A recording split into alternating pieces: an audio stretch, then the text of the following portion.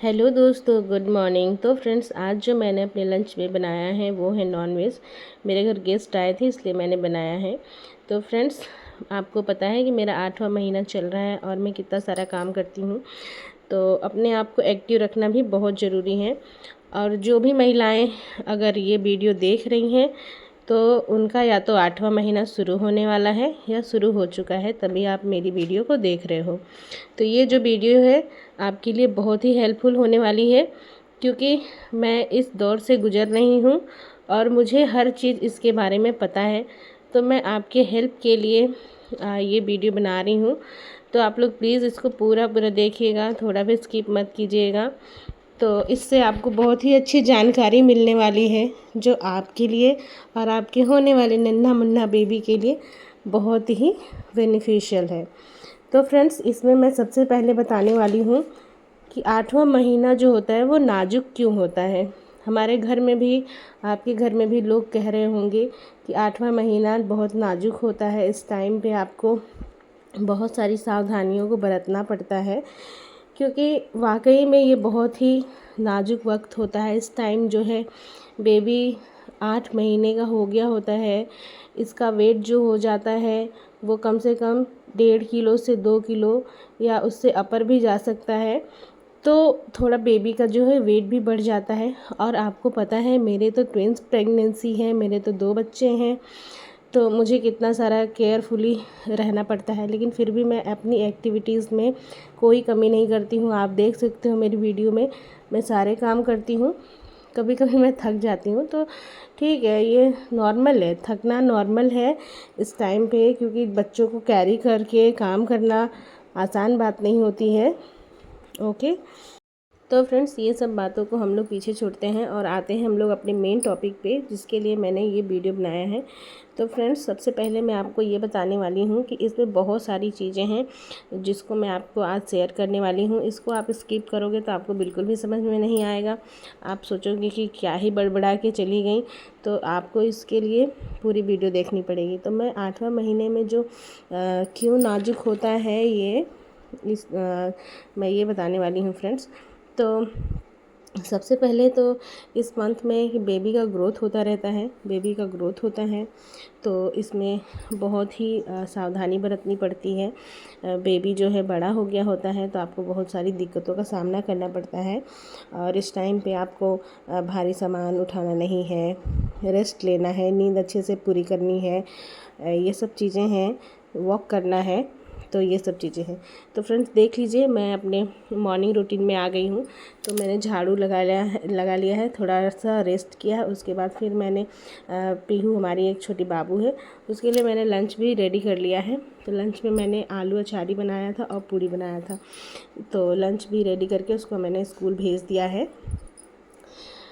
तो फ्रेंड्स, 8वें महीने में बेबी का वज़न बढ़ रहा होता है, उसको न्यूट्रिशन की ज़रूरत होती है, कैलोरीज़ की ज़रूरत होती है। इसलिए अपनी डाइट का आपको बहुत ही ज़्यादा ध्यान रखना पड़ता है। डाइट में आप बहुत ही अच्छा और हेल्दी फूड्स जो है इंक्लूड कर सकते हैं जिससे कि बेबी का जो वेट है वो बहुत अच्छी तरीके से गेन हो और बेबी का जो लंग्स होता है वो मैच्योर हो जाता है कम से कम 34 हफ्ते में। तो इतने दिन के लिए और इतना अच्छे से खान पान रखोगे तभी आपका बेबी बहुत अच्छे से ग्रोथ करेगा। तो ये चीज़ हो गया 8वें महीने में आपके डाइट का। तो और 8वें महीने में दूसरा नंबर ये है कि आपको ट्रैवलिंग नहीं करना है। आप अपने घर में बुज़ुर्ग लोग जो होते हैं वो बोलते हैं कि ट्रैवलिंग नहीं करना है, तो आपको ये भी ध्यान रखना है कि ट्रैवलिंग नहीं करना है। थोड़ा बहुत आसपास आप जा सकते हो, लेकिन आप लॉन्ग ड्राइव पे नहीं जा सकते हो। तो इसके लिए आपको इस चीज़ के लिए भी अवॉइड करना है, क्योंकि आपके नन्हे से मेहमान से ज़्यादा बढ़ के इस दुनिया में कुछ भी नहीं है। बच्चे से ज़्यादा बढ़ के आपको कुछ नहीं होना चाहिए। तो इसलिए आप ट्रैवलिंग को भी अवॉइड कर सकते हैं। 9th मंथ में तो बिल्कुल भी अवॉइड करना चाहिए, कहीं नहीं जाना चाहिए। अगर आप जा भी रहे हो तो आप बस से ना जाओ, कार से ना जाओ, आप ट्रेन की सुविधा ले सकते हो उसमें, क्योंकि आपको आरामदायक होता है। वो लेट के भी आप जा सकते हो, आप किसी भी पोजीशन में जा सकते हो। इसलिए ट्रेन सबसे बेस्ट ऑप्शन है, तो आप ट्रेन से ट्रैवलिंग कर सकते हो। नंबर तीसरा ये है कि आप फिजिकल एक्टिविटीज़ को भी कर सकते हो। इससे क्या होता है कि आपका जो पेल्विक्स एरिया होता है वो बहुत ही ज़्यादा अच्छी तरीके से बेबी को बर्थ के लिए खुल जाता है। और आप ब्रीथिंग एक्सरसाइज कर सकते हो, योगा कर सकते हो, बटरफ्लाई एक्सरसाइज कर सकते हो, थोड़ा बहुत चल सकते हो, सुबह में टहल सकते हो, शाम में टहल सकते हो, खाना खाने के बाद टहल सकते हो। तो आप थोड़ा थोड़ा करके आप अच्छी तरीके से फिजिकल एक्टिविटी भी कर सकते हो। ज़्यादा प्रॉब्लम हो तो आप बेड रेस्ट ले सकते हो, क्योंकि अगर आप ज़्यादा देर तक खड़े रह गए या ज़्यादातर एक्सरसाइज करते रह गए तो आपके पैरों में स्वेलिंग आ सकती है, क्रैम्प्स आ सकते हैं, जिसको आपको ऐसा नहीं करना है, क्योंकि इससे आपको दिक्कत हो सकती है। आपको थोड़ा थोड़ा देरी पे, थोड़ा थोड़ा टाइम पे आपको रेस्ट लेना है। एक ही पोजीशन में आपको नहीं बैठ के रहना है।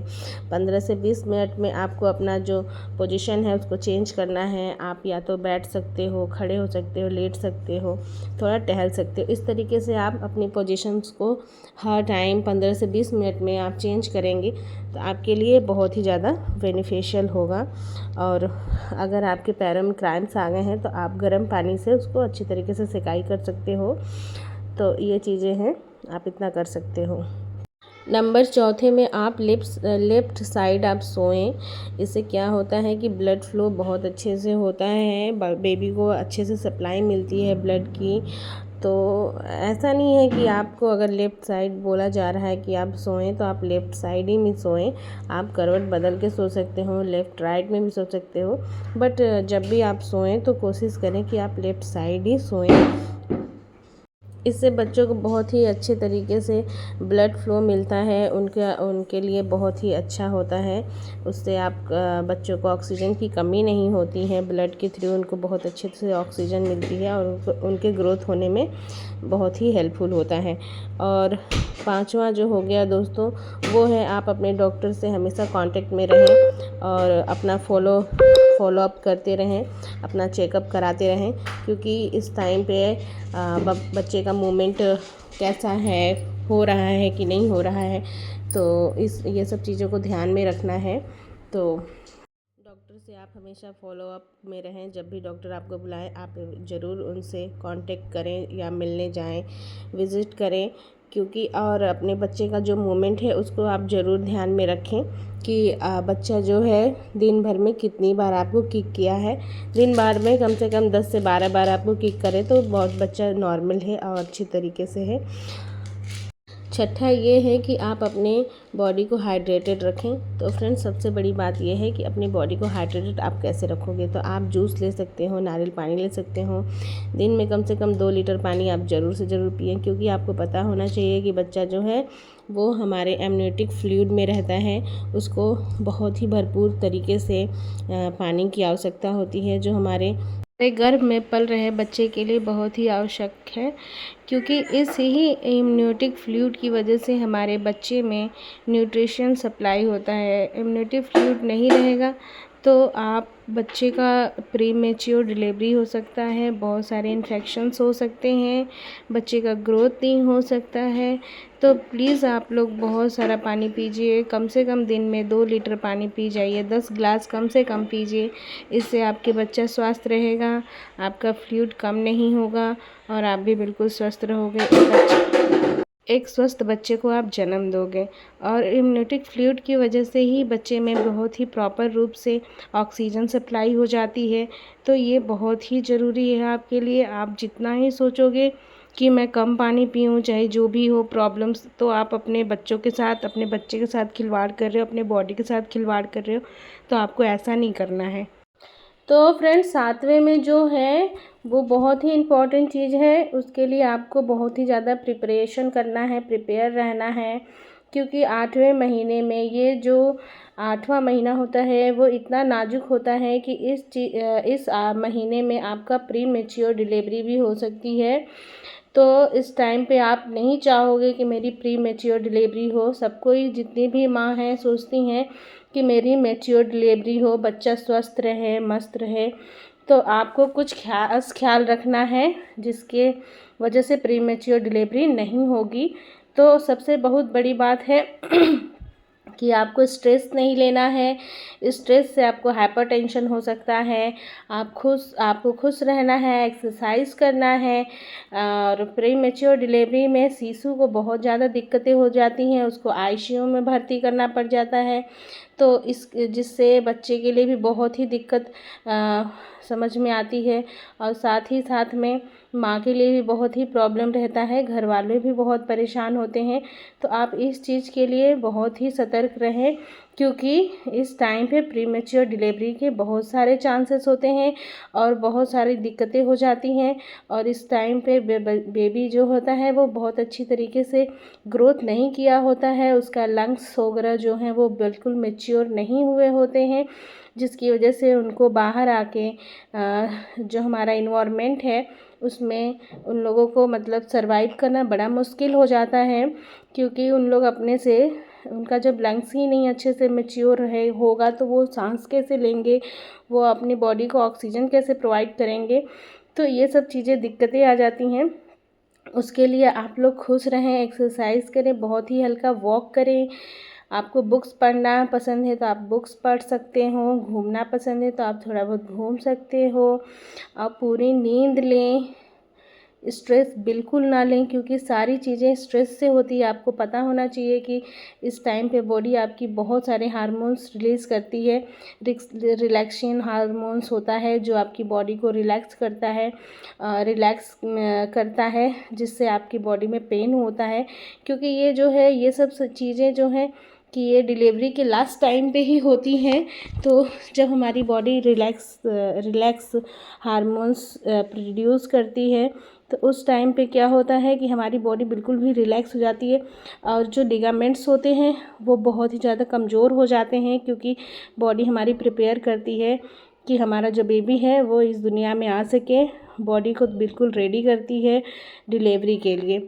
तो आप समझ सकते हो कि इस टाइम पे हम लोग को कितना ही ध्यान रखना है, कितना ही अपने बॉडी को, अपने बच्चे के लिए कितना ही सारा चीज़ का ध्यान रखना है।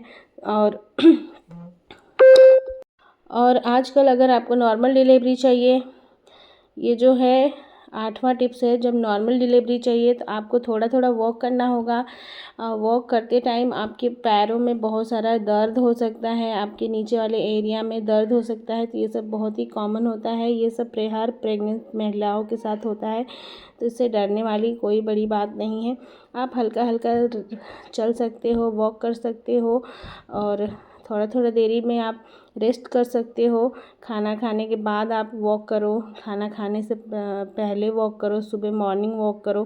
तो इससे क्या होता है कि आपकी जो लिगामेंट्स हैं वो बहुत ही स्ट्रांग होंगी, आपकी थाइस की जो बोन है, मसल्स हैं, वो स्ट्रांग होगा, जो बच्चे को डिलीवर करते टाइम आपको बहुत ही हेल्पफुल होगा। तो ये सब चीज़ें हैं, आप इतना कर सकते हो। उसके बाद और सबसे बड़ी बात होती है 8वें महीने में कि आप कोई भी सामान, भारी भरकम सामान बिल्कुल ना उठाएं, क्योंकि इस टाइम पे आपका वैसे ही आप बहुत कमज़ोर होते हो, और भारी सामान उठाने पे आपके पेट पे बहुत ज़्यादा असर कर सकता है। वज़न उठाने से आपके पेट पे वज़न लगेगा, खिंचाव पैदा होगा, जिससे कि प्रीमेच्योर डिलीवरी होने का चांसेस बढ़ जाता है। तो मैं यही कहूँगी कि आप भारी सामान अपने घर वाले जो भी पर्सन होंगे उनके साथ उनसे कह दो कि ये उठा दो, आप मत ये सब काम करना, और ज़्यादा काम भी नहीं करना है आपको। थोड़ी थोड़ी देर में आपको रेस्ट करना है, क्योंकि रेस्ट आपको बहुत ज़रूरी है। रेस्ट नहीं करोगे तो बेबी को ब्लड सप्लाई, ऑक्सीजन सप्लाई वगैरह नहीं मिल पाएगी। तो आप बिल्कुल भी रात में 6 घंटे की नींद लें, सुबह में 2 घंटे कम से कम आप रेस्ट करो। आप नींद ले सकते हो या लेट सकते हो, तो ये आप बिल्कुल भी करो, कि इस चीज़ को आप बिल्कुल इग्नोर ना करो, क्योंकि इस सब चीज़ें आपके लिए और आपके बेबी के लिए बहुत ज़रूरी है, बहुत ज़्यादा ज़रूरी है। तो ये रहा।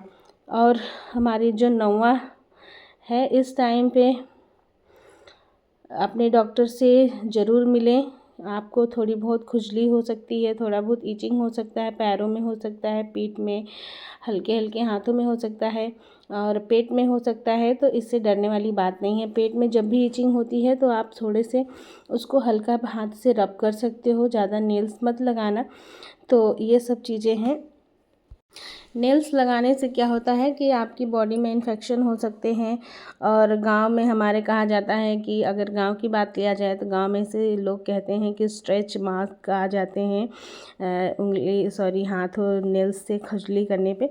तो अगर आपको थोड़ी ज़्यादा खुजली है, थोड़ी कम खुजली है, तो ये बहुत ही कॉमन सी बात है, नॉर्मल प्रेगनेंसी में होती रहती है। लेकिन अगर आपको ज़्यादा खुजली हो रही है, बहुत परेशान हो आप खुजली से, इस टाइम पे वैसे होती है खुजली क्योंकि इस टाइम पे हार्मोन्स बहुत सारे रिलीज़ होते हैं। हार्मोन्स की वजह से बहुत सारा इम्बैलेंस हो जाता है, बॉडी के सारे हार्मोन्स इम्बैलेंस हो जाते हैं। लेकिन इतनी ज़्यादा अगर खुजली हो, आपको लग रहा हो कि नहीं ये तो नॉर्मल से ज़्यादा है, तो आप एक बार प्लीज़ अपने डॉक्टर से जाके मिल लीजिए, उनसे विज़िट कर लीजिए, उनसे बात कर लीजिए।